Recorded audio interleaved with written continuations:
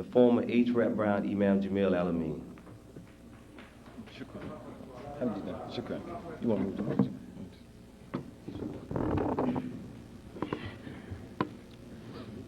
أعوذ بالله من الشيطان الرجيم بسم الله الرحمن الرحيم سبحانك اللهم وبحمدك وتبارك اسمك وتعالى جدك ولا إله غيرك أعوذ بالله من الشيطان الرجيم بسم الله الرحمن الرحيم. I seek refuge in Allah from misleading and from being misled, from betraying and being betrayed into ignorance by others. I ask Allah to guide my heart and to guide my tongue. I bear witness that there is no God but Allah, and I bear witness that Muhammad is his servant and messenger. In speaking of the Prophet Muhammad, we are speaking of the Prophet Muhammad who lived 1400 years ago, who was an Arab by birth, unto whom Allah revealed the Quran, the book that Muslims follow.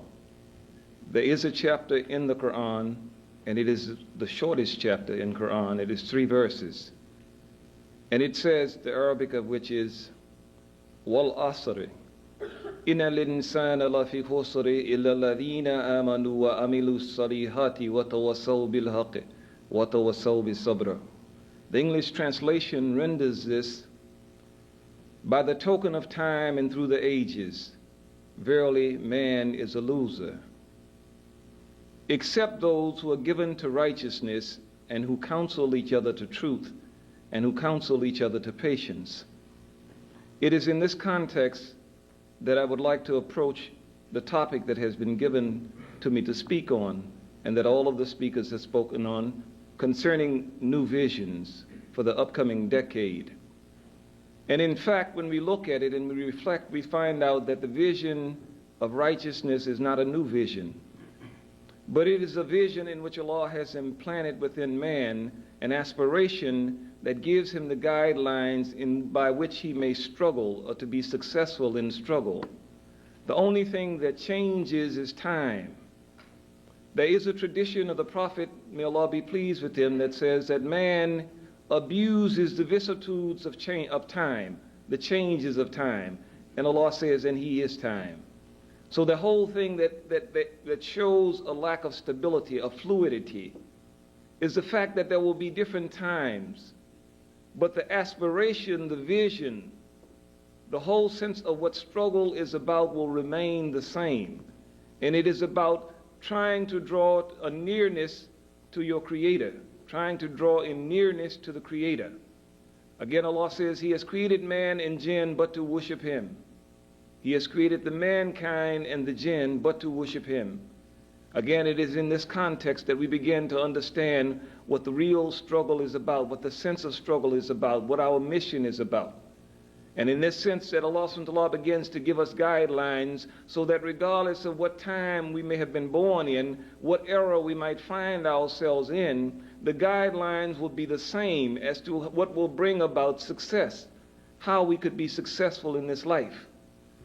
It is in this sense that we begin to look at what Allah has commanded upon us by giving us the book, which is Quran, and the example of the Prophet Muhammad, peace and blessings be upon him. Again, it is through these things that we have a sense of what is happening in the 1980s and what is happening in the 1990s. It is not something that is alien or strange, because the character of man is the same. The Prophet, peace and blessing be upon him, says, believe that a mountain moved before you believe man can change his character. That deals in the context of what is called the taqdir and qadar, in that when Allah created things, He measured for everything, and nothing can get outside of that in which Allah subhanahu wa ta'ala has measured for him. So the character of man would be the same as when Allah created him and today. So as Allah has given us remedies, because He says of the Quran itself, it is a book in which there is a healing. It is a book in which there is a healing. It deals with every aspect of what we find ourselves confronted with. So in that sense, the application of the practice is that which brings about the cure, that which brings about the cure for the diseases that we find mankind plagued with today. And it is on the basis of these things that we have to begin to address ourselves. In the sense of where we find ourselves, one of the things that seemingly confuses man the most is the concept of peoplehood. What determines peoplehood? Again, Allah says in the Quran that He has created the races that men might get to know each other, not that they will despise each other. The best amongst you is he who is most righteous. The companions of the Prophet asked him, what is righteousness? He said, good behavior. So the best amongst men are those who have the best behavior. It is in this sense that we begin to look at in terms of what Allah commands upon us. The Prophet says that there are two things that will lead you to success. And he says these two things are taqwa Allah wal husnul khuluq. That is the fear of Allah, Allah consciousness, and good behavior. He said these are the things that will give you success. On the basis of these things, then peoplehood is determined by those who apply these rules the best, the practice, belief. Again, Allah subhanahu wa ta'ala points out that it is belief that determines peoplehood more so than any physiological characteristics, more so than race, more so than blood. And the narratives that He gives in the Quran substantiates this. He said Cain and Abel were blood brothers. One killed the other based upon belief. To be black is necessary, but it ain't sufficient. It's not sufficient. The prophet Abraham, whom Allah referred to as Hanif, or righteous, his father was an idol maker. Based upon the fact of belief, the family ties, the blood ties were broken. The prophet Noah, upon whom Allah sent the flood, the deluge, he prayed to Allah after the flood. He says, surely you are the most just of judges, because my son was drowned. Allah says, do not speak to me of that which you do not know. He said, he was not of you, he was of the unrighteous. He was not righteous. So even then, the blood ties are broken. It is in this sense that we begin to understand that peoplehood is determined by belief. And so in understanding this, we get a better perspective of what the battle is and who the enemy really is. If we see the enemy in terms of color, then we will be misled as to how to be effective in fighting. Everybody can fight, but everybody can't win. There's a way to fight. There's a way to win. And again, in viewing as to who the enemy is, those people are the people who we fight against, or those forces that we fight against, have never been blinded by racism. They've never been blinded by racism. When they fought Indians, they used Indians. When they fought the Mexicans, they used Mexican. When they fought Vietnamese, they used Vietnamese. When they fought the African Americans, they used African Americans, because they know if you're going to fight a green soldier, you need a green soldier. It is this concept. They have never been blinded by racism. So they give you racism as a tool by which you think that you may be organized so you can effectively combat them. And they know that the tool is inadequate for the struggle that you have to wage. The best amongst you is he who is most righteous. What is righteousness? Good behavior. Good behavior is learned behavior, just like bad behavior is learned behavior. So the models, the example of what good behavior is, the vision, the whole sense of what Allah says that man must aspire to, is best exemplified in the model of the prophets. All of the prophets who came from the prophet Adam to the prophet Muhammad, may Allah be pleased with them all, gave an exemplary model of conduct as to what man could achieve, what the vision really is about, regardless of what the time is. It is in this sense that we begin to understand how we begin to make preparations to fight. How it is necessary that we begin to deal with what is called the nafsi amaro, the evil of self. If you can't beat yourself, you can't beat nobody else. And this is what the crux of the Islamic program is about. It is dealing with the evil of self. Allah says, verily he will not change the condition of people until they change that which is in their hearts. Verily he will not change the condition of people until they change that which is in their hearts. And then he does not leave it at that. He gives them a program that will bring about the change, that effectuates change. And that program is built upon what is called the 5 pillars of Islam. The first being what is called kalima shahada, the declaration of faith, the bearing of witness to the unicity of one God, that there is no God but one God. He has no partners. He has no associates. He has no son. Allah say, far be it far be it for him to have a son when he has no mate. He has no consort. For him to create is no more than to say be, and it is. He says the likeness of Jesus is that of Adam. He said be, and he was. The unicity, the Godhead being that there is one. This is a part of the purifying agency that Allah subhanahu wa ta'ala has given to man. And the other part of the formula is that Muhammad is his messenger, which is not a denial of the messengership and the prophethood of those who preceded him, but it is in fact a testimony and a statement that Allah has invested in him a program that will bring about the change that Allah says he will be pleased with. It is in this sense that the first pillar of Islam deals with the declaration of faith that there is no God but Allah. There is no God but Allah, and Muhammad is his messenger. The second being prayer 5 times a day. The Prophet, peace and blessing be upon him, told his companions, if a man were to bathe himself in a stream 5 times a day, how much dirt would be left? They say of no significant amount. He said that is likened unto prayer. He said it is prayer that distinguishes belief from unbelief. It is prayer that distinguishes unbelief from belief. The Prophet, peace and blessing be upon him, says, know that everything on earth will rust. He says, but know that for everything that will rust, there's a tonic that will remove rust. And his companion asked him, said, will the heart rust? He said, know ye also that the heart will rust, but the tonic that removes rust from the heart is prayer. And so prayer is not an arbitrary thing. It has been commanded upon us to do 5 times a day at a prescribed time and in a prescribed manner. Because again, you're talking about bringing about the change. You're talking about being able to deal with the situations that you find yourself confronted with today. You're talking about addressing yourself directly to the drug problem. You're talking about addressing yourself directly to the immorality that exists in society today. These are the things that are bringing people down. It is self-oppression. It is voluntary slavery to your passions and to your appetite that holds you back. It is in this sense that Allah subhanahu wa ta'ala has commanded upon us that we begin to practice the program in such a manner that it reflects and it amplifies the fear of the Creator, the fear of Allah. So the Prophet put great emphasis upon prayer. So much so that he said, if men would stay away from the morning and the night prayer, that if it were not for the women and children, he would order their houses to be burned. He never sought exemption from prayer. Even when he was fighting, Allah taught him how to pray. He didn't tell him he didn't have to pray. Because again, that was the line of communication between man and his Creator.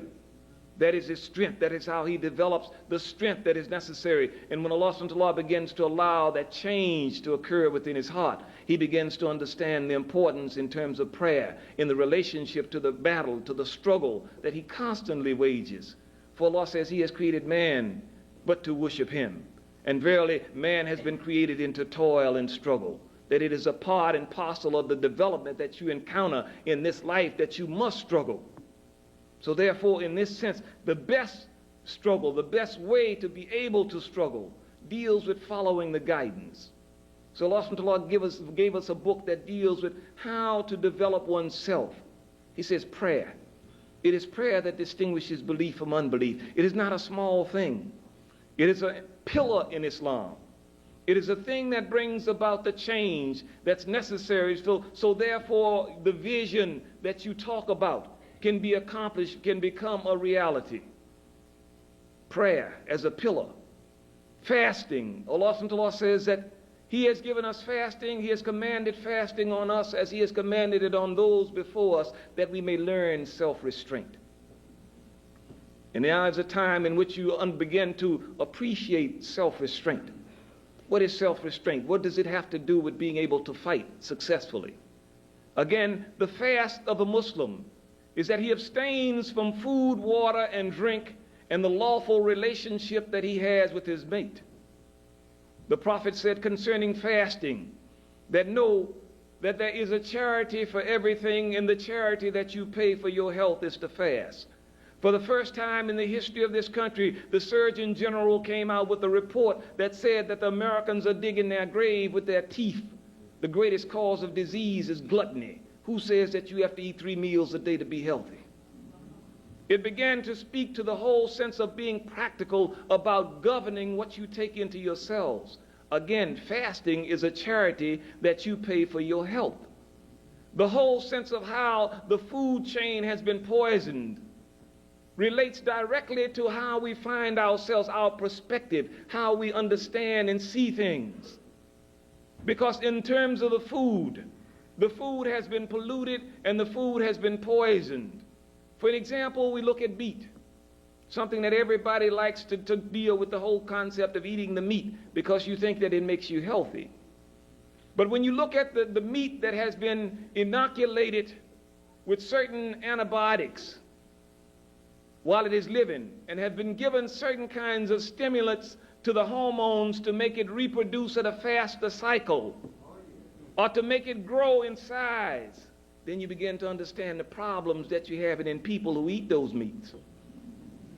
Because what is happening is that when the animal is killed, the preservatives and the additives and the hormones that have been introduced into the tissue does not just drop out and disappear. But when you cook it and you eat it, it goes into your system. So you see in terms of teenage pregnancy is directly related to the hormones that have been introduced into the cows and introduced into the pigs and introduced into the chickens to make their cycle move up. There was a case that happened in Puerto Rico a few years ago where they noticed that an 8-year-old girl had begun her menstrual cycle and had begun to develop bust. And they wondered why, what was happening, not only one girl, but a few girls. They wondered what was the situation. And someone says that it may be directed to what they're eating. And at that time, they were eating pigs or pork that had been brought in. So they took them off of it, and in a matter of months, they noticed a reversal of this whole thing, which shows in terms of that those hormones and things are still active and will be active when you introduce them into your body. This is why people are getting so big today. You see youngsters so big, they're eating at McDonald's and churches and Kentucky Fried Chicken, and they're blowing up. But not only does it affect you physically, but mentally. The mental concept of what is happening to the chemicals that come into the brain. And many of you might be familiar with the old story of what the mad scientist, what is called Dr. Jekyll and Mr. Hyde syndromes. And this is what's happening in terms of people when they eat these certain chemicals, and their perspective is distorted, and what they think is real is not real.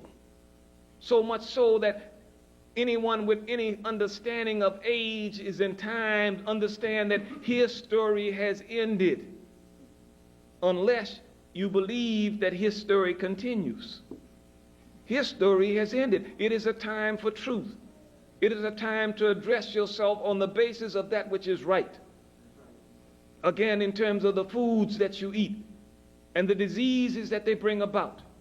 When you introduce a preservative into an animal, when it is killed, what is the concept of preserving?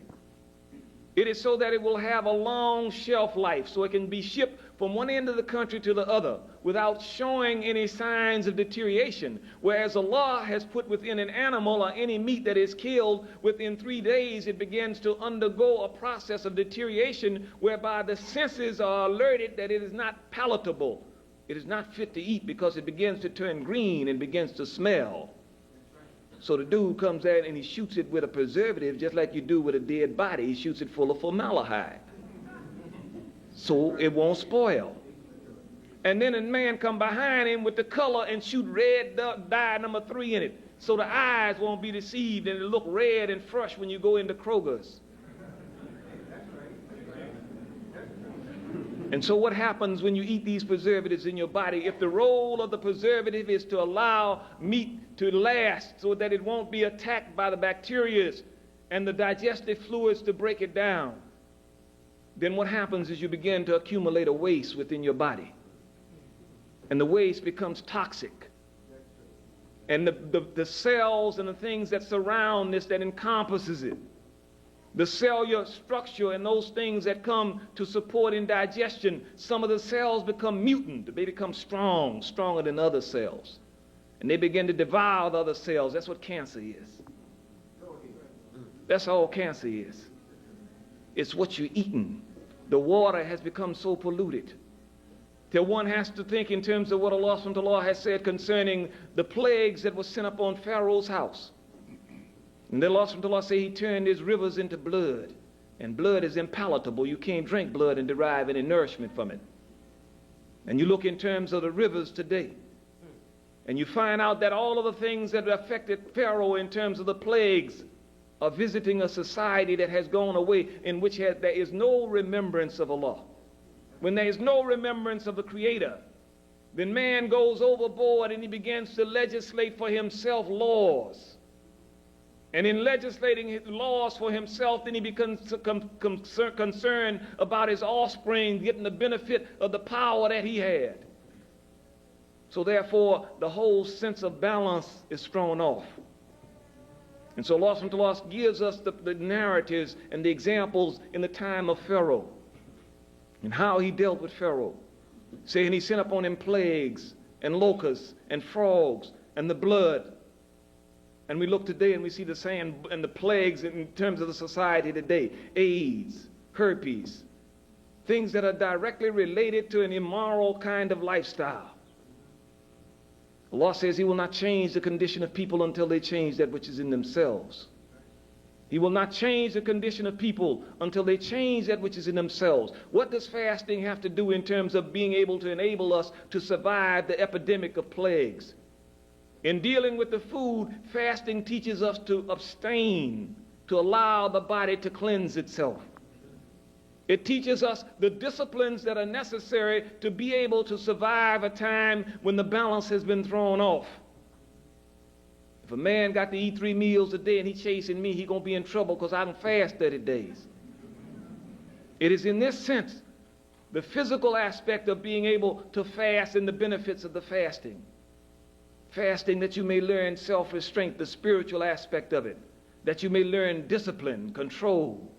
The prophet says, the strong man is not he who is a good wrestler, but he who can control his anger. So the strong man is not he who is a good wrestler, but it is he who can control his anger. How do you learn control over the emotions? How do you learn control over the anger? By disciplining yourself, by giving up those things that incite the anger. So in fasting, we are warned and we are taught, do not become angry. If you become angry and you're standing, then sit down. If you're seated, then lie down until the anger abates. Discipline and training. Because there will be a time in 1990 and the decades that comes whereby your lifestyle will be directly related as to how well you are able to deal with the problems that are out there, that exist. And there is guidance. There is a way to deal with it. There is a way to deal with AIDS. Because in Islam, there is no fornication, there is no adultery. These things are forbidden. Gambling is forbidden. These things are forbidden. So if we are serious about practicing the Islam, then we begin to discipline ourselves around these things, and in doing so, it exempts us from certain kinds of ailments that will affect the society, that will affect people who are around us. But again, everybody can fight, but everybody can't win. It's a price you pay to win. If a man's going to win in anything that he does, he practices. And this is what the Islam is about, practicing. The Prophet ﷺ, not only did he fast during the month of Ramadan, in which says 29 or 30 days of fasting, but he fasted the optional fast during the year. He would fast on Mondays and Thursdays.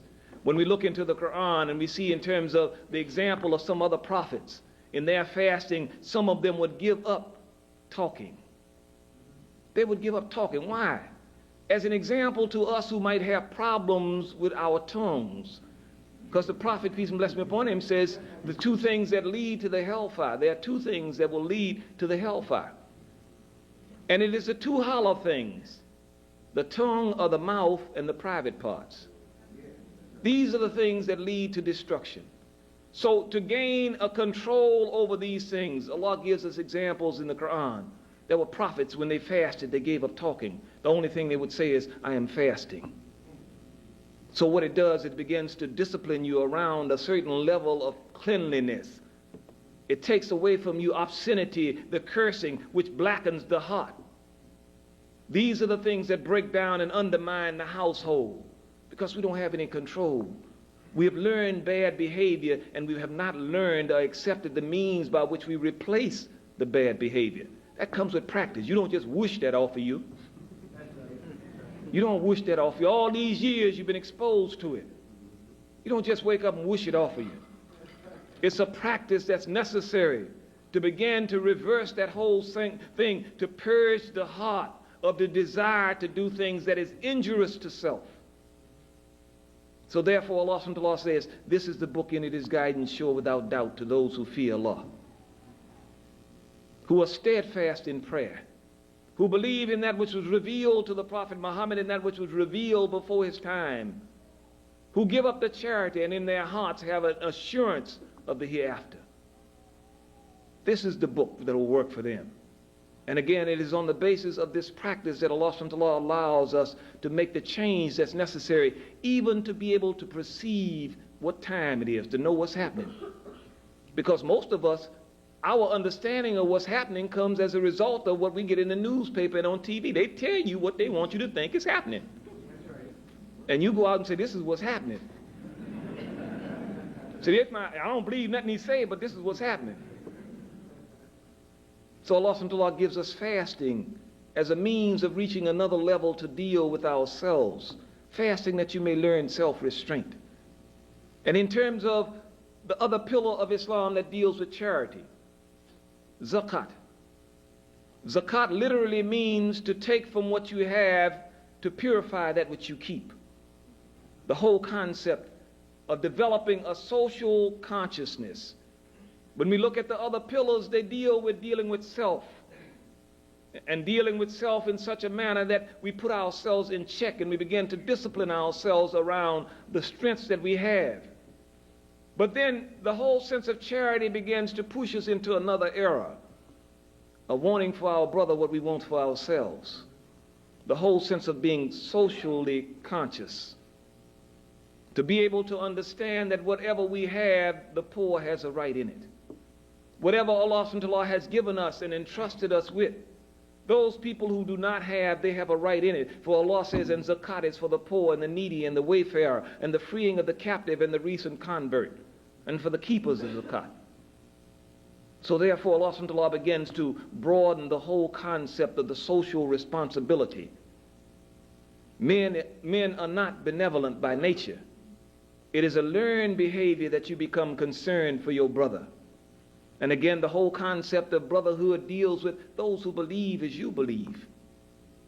No race is monolithic. In every race you will find people who have varying degrees of belief, different beliefs. The superior amongst those people, Allah says, are those who believe in the unicity of Allah, the oneness of Allah. So therefore the concept of the brotherhood, the concept of what Islam promotes, deals with understanding that belief has a superiority over all of the physiological characteristics that men may have. The Prophet, peace and blessing be upon him, in speaking and addressing this situation, says that he who is not given to good deeds will not be hastened forth by genealogy.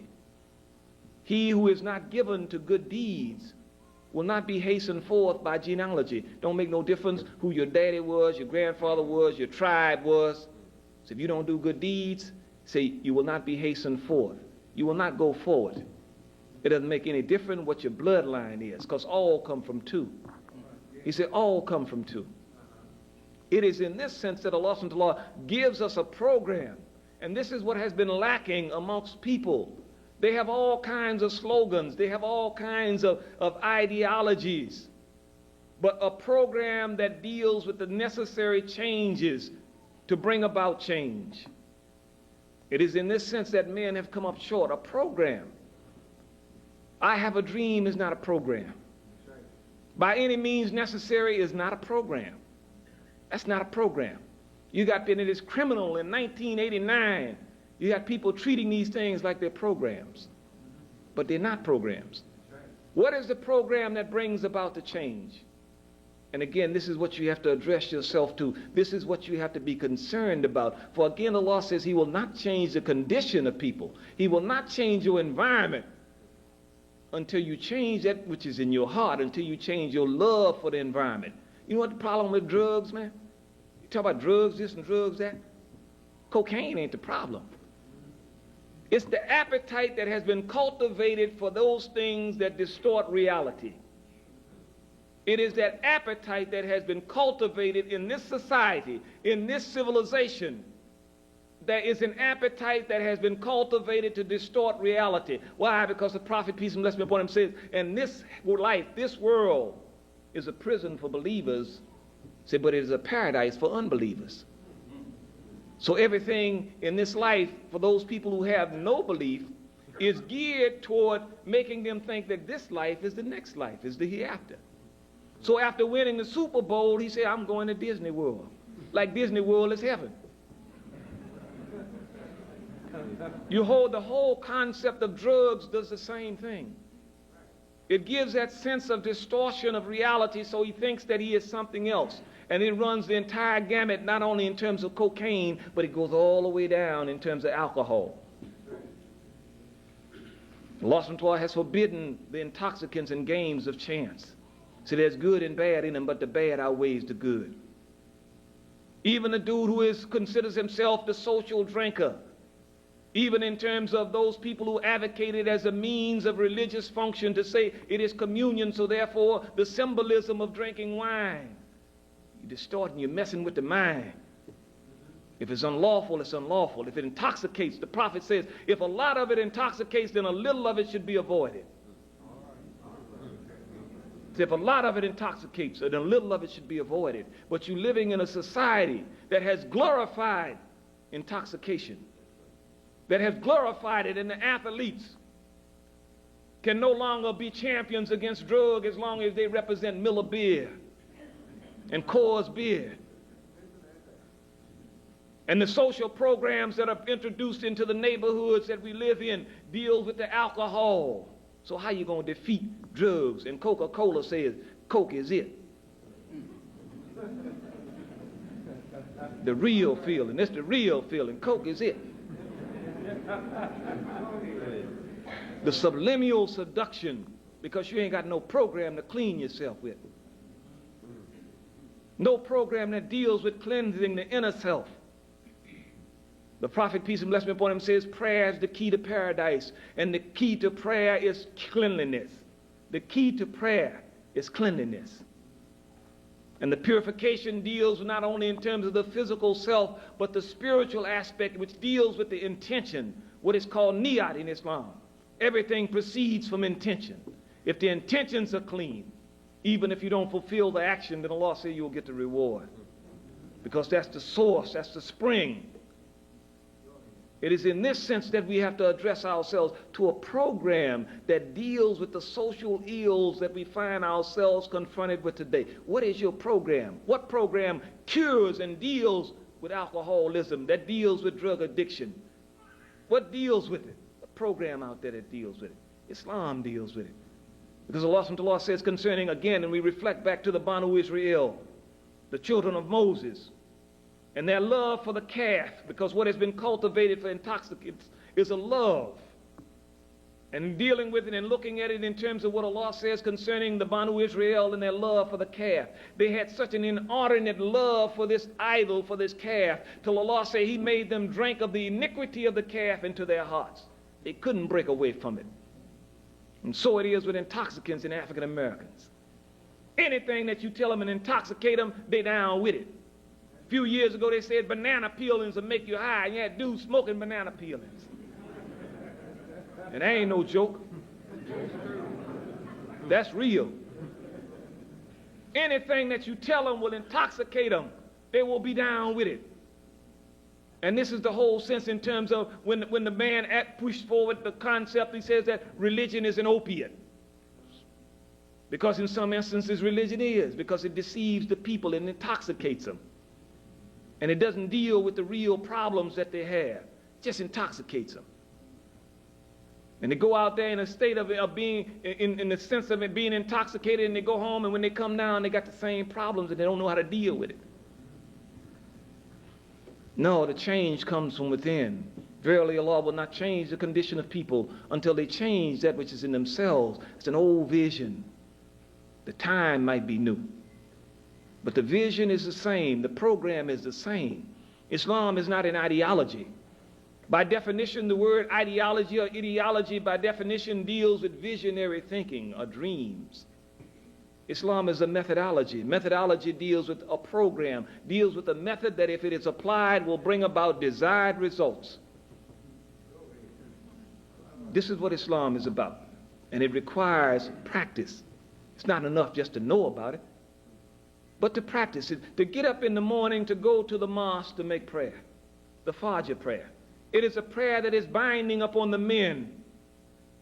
So much so that there was a blind man, Ibn Matun, who sought exemption from coming to the mosque in the morning. And he told the Prophet, he says that if I were to come out to make the prayer, he said I would have to go down a path and there might be scorpions and snakes and dangerous things. The Prophet said, do you hear the call to prayer?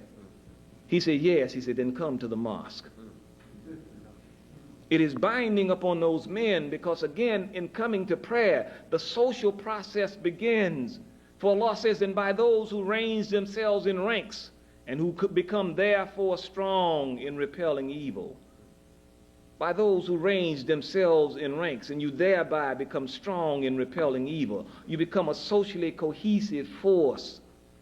Because again, the whole sense of ignorance does not exist individually. Ignorance is an organized force and it has to be combated in that manner with a force of enlightenment. So Allah subhanahu wa ta'ala gives you a practical program whereby men begin to come together on the basis of worshiping Allah. So Allah subhanahu wa ta'ala calls us on the basis of that sense of sacrifice, because again, zakat, charity, teaches us sacrifice.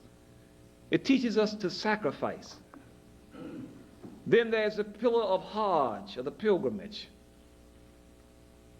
And the pilgrimage is the symbolism of what happens on the Hajj is that there's an application of all of the other pillars, all of the other practices. One gets a chance to come together in the universal community of mankind, to worship and glorify Allah, and to see that how small the world is and that the absolute control and command that the Creator has over the world, because He sends out a call.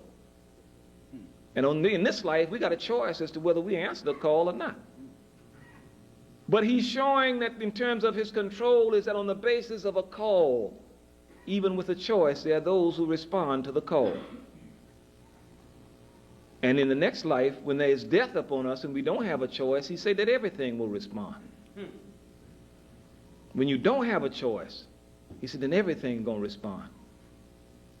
So it is in this sense that Allah has given us a program, a method, whereby we can deal with those problems that we think are unsurmountable, that we think are gross problems and grave problems that are confronting man today. But they're not new problems. They're not new problems. All we got to do is go back a little bit, trace history, and you'll find out that history is a continuation in terms of from his civilization in Rome, Greece, Germany. Indeed, the ethics that rule this country are no more than the Greco-Roman, Judeo-Christian ethics that men have legislated for themselves in many instances. And you find out in terms of the remnants of Greece, the remnants of Rome, in terms of Germany, which was the Third Reich. And you begin to get an understanding of what's happening now. When you see what is happening now, you understand what happened in Germany and Italy, fascism. Earl Long, who was an astute politician in this society as far as their politicians go, was governor of Louisiana, was once asked, he says, will fascism come to America? He says, yes, fascism will come to America, but it will be called patriotism. The fascist symbol, called fasces, get your encyclopedias, used to be carried on the back of a silver dime, the United States silver dime. And that was minted for a long time. It was only recently taken out of circular about 10, 11 years ago. The symbol of fascism was carried on the dime. What does fascism deal with? When you look at it in terms of Mussolini, you look at it in terms of Hitler, and you have to begin to reflect in terms of recently, in the last 5 or 10 years, all of the programs on your arts and education, your public TV, have been geared around Hitler and his rise to power. Anytime you turn the channel, you'll be able to pick that up, Hitler and his rise to power, because they're teaching, they're instructing, they're conditioning people. And drugs have a part to play within this. And again, this deals with you're accepting his definition of reality. You're accepting his definition as to what's going on. You see that in terms of there is a pyramiding of power. This is what the takeovers have been about. The corporations raiding other corporations. There is a pyramiding of power. And this is what the whole sense of fascism is about. Cooperation is a word itself that first became used in the fascist regime. And what it deals with again is the whole manifestation of a select group, of small groups or individual rising to a point where he has absolute control and authority. When you look at what is happening in terms of Europe, and when the brothers who are familiar with Quran, when you look at what Allah subhanahu wa ta'ala has said concerning the Gog and the Magog and the wall, when the wall would crumble and they would sally forth from behind the wall was put there to restrain them. Said, but there would come a time when the wall would crumble and they would sally forth from behind the wall. What has been put out here for the last 10 years is a concept of a united Europe with the same currency, using the same money. And so what you find out is that you cannot have a united Europe without a united Germany. So what you're finding is that the machinations, the process of what's going on, is that they're trying to arrange themselves in ranks so that from amongst them there will come a leader from amongst them.